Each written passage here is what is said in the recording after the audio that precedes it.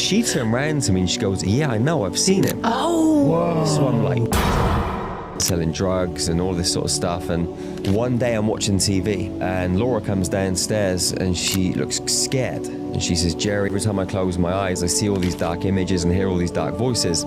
And pushing the pushchair down the road in the morning, something's trying to make me push the children into the road.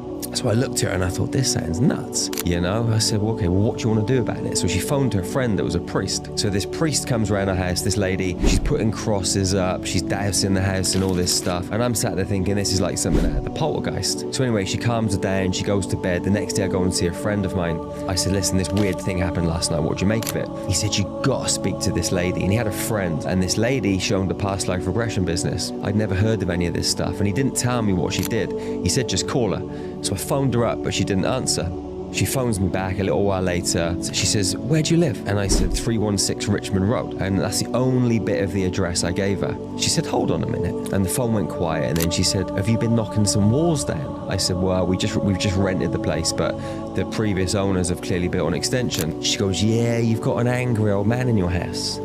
And I'm thinking, an angry old man? This just sounds crazy. I said, okay, well, let's say there is an angry old man. What are we going to do about it?